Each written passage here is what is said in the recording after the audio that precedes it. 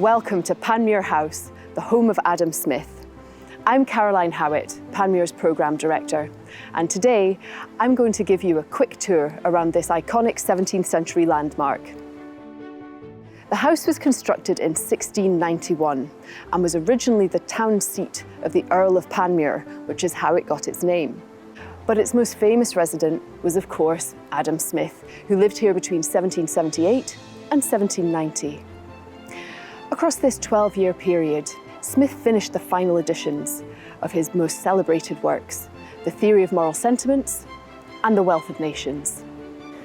He was also extremely hospitable, using the house as a venue for the exchange of ideas with other great thinkers of the time.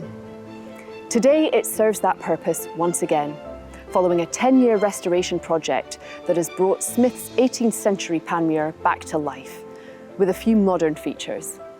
Let's head in and take a look.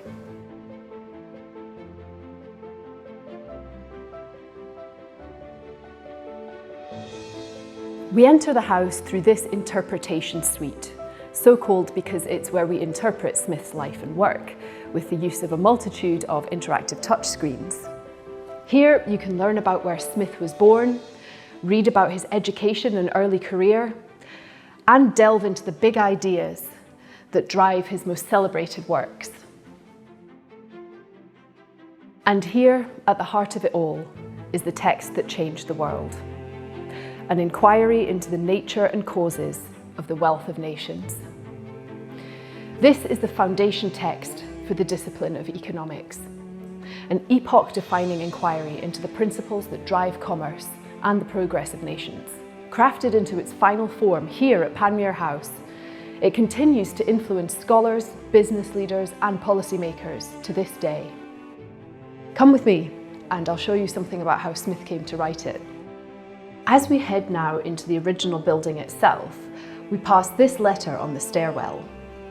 This was written by Smith to his great friend David Hume in 1764. Smith had accepted the position of tutor to a young duke and was escorting him on a grand tour of Europe. However, the beginnings of the trip were not quite as exciting as that name implied. While Hume was having a brilliant time as secretary to the British ambassador in Paris, Smith found himself comparatively rather bored and unable to socialise because of his new role. He writes, "You may believe I have very little to do. I have begun to write a book in order to pass away the time." That book went on to become The Wealth of Nations, the work that secured Smith's place in the pantheon of great Enlightenment thinkers. Now, as we head upwards, take a moment to notice the beautiful stonework beneath your feet. This is what's known as a pen-check stone staircase, a beautifully crafted interlocking pathway of individually shaped steps, traditional here in Scotland, and derived from a quarry at the very north of the country. A stairway Smith would be proud to tread. Here we are on the top floor of the house, and along this corridor is one of our two scholarship offices. Let's see if anyone's in. Hello. This is Olivia, our programme assistant. Hi. And Natasha, our programme executive. They're hard at work planning our various programmes for the year. We won't disturb you, we're just on our way to the lecture room.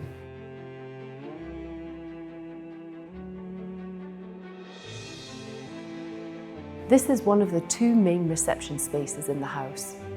It's been beautifully restored by our architects, with tulip wood panelling, 18th century shutters, and period light fittings.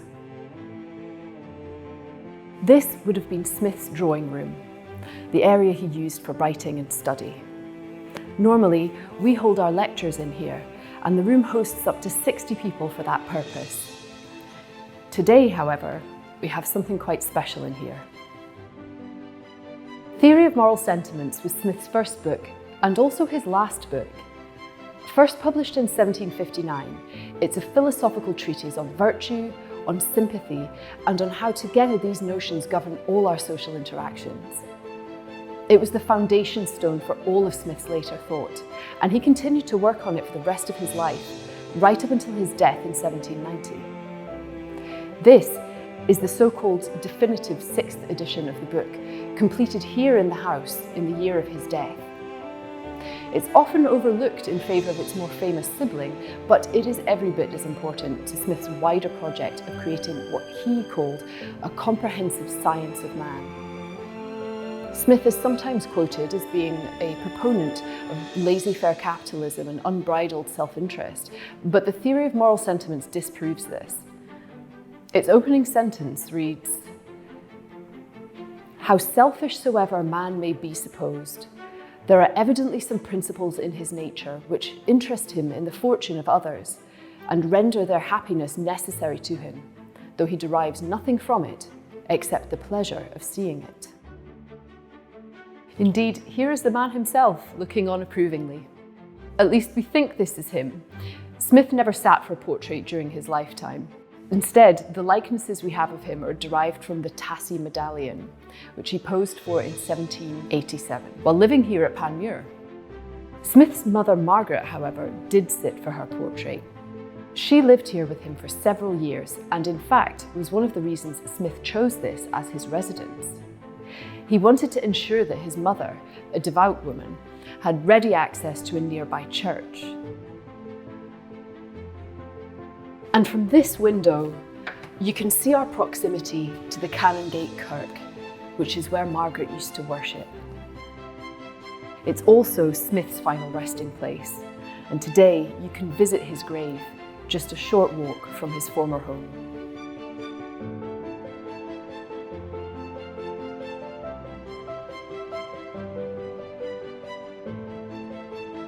Now, let's get a sense of what it was like to dine here at the house during one of Smith's 18th century soirees.